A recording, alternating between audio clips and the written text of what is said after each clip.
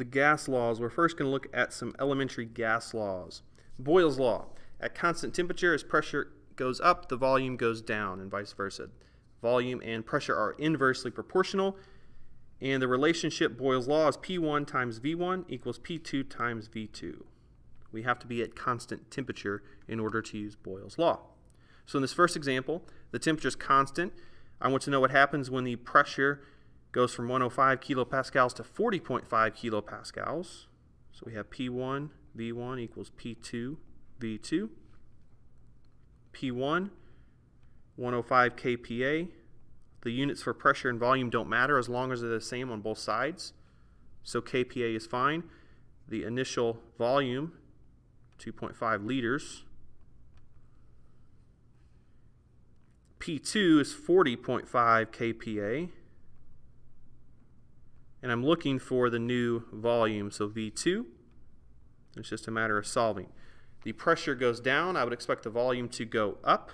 And when you solve this, the volume goes to 6.48 liters.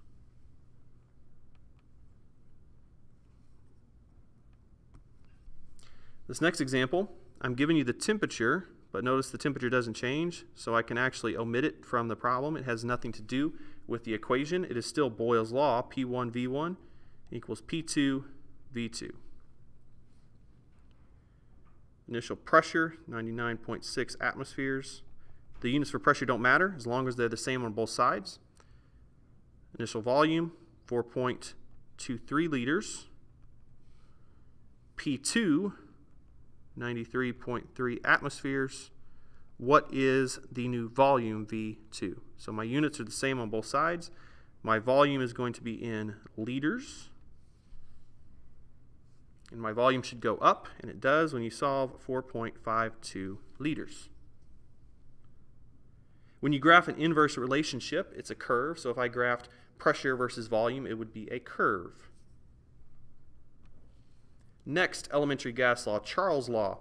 At constant pressure, as the temperature goes up, the volume goes up.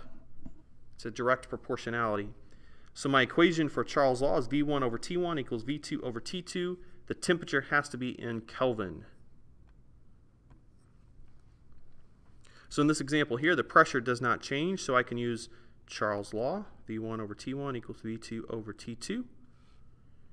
My initial volume is 6.8 liters.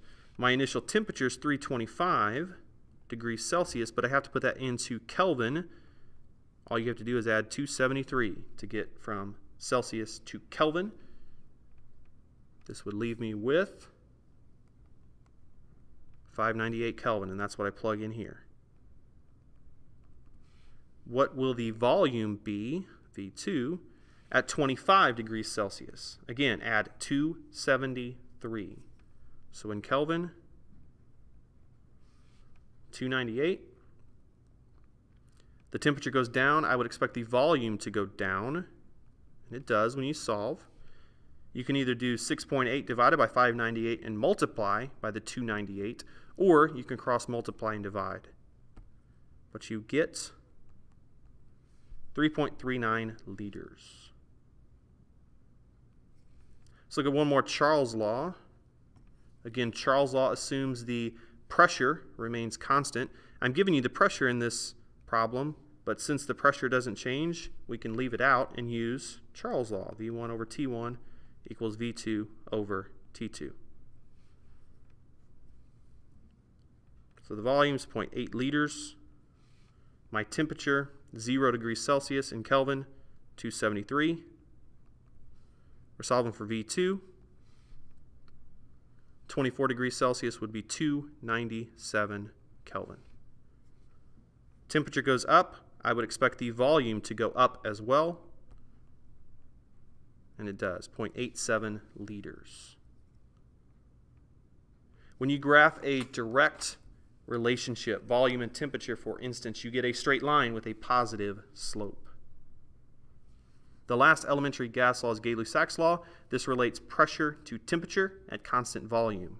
It looks just like Charles's law, except we're replacing volume with pressure. So here's my setup for Gay-Lussac's law.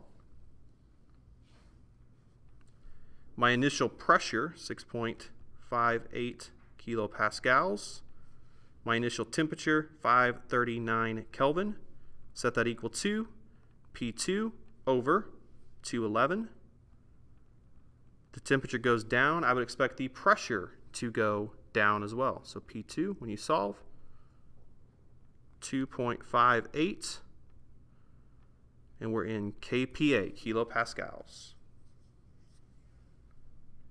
Now, if every variable changes, pressure, volume, and temperature, we combine Boyle's, Charles, and Gay-Lussac's law to give us the combined gas law. P1 V1 over T1 equals P2 V2 over T2. So if every variable changes, this is the gas law that we would use. In this example here, every variable changes. We start with 155 kPa. We start with a volume of 1 liter. My temperature is 25 degrees Celsius, 298 Kelvin. Set that equal to 605 kPa. We're solving for the new volume, V2, divided by temperature in Kelvin of 398. It's a good idea to go ahead and get your calculator out and solve for this one to make sure you get the answer that I'm getting. It's hard to predict whether the volume is going to go up or down because your pressure and your temperature change. I see a lot of correct setups, but I see wrong answers. So make sure you get this answer for V2.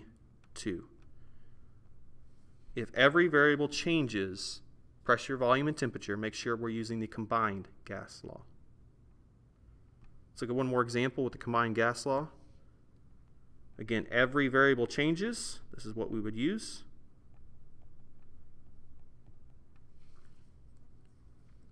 The units for pressure and volume don't matter as long as they're the same on both sides.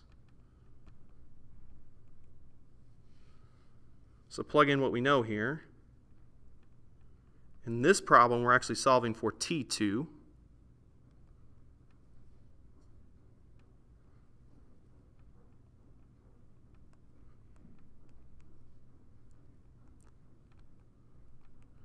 And again, get your calculator out, make sure you can get the correct answer. I see a lot of correct setups, but I see wrong answers. Should get a T2 value of 418 Kelvin. That's pretty much all there is to these gas laws. A lot of plugging into the right equation and getting the correct answer.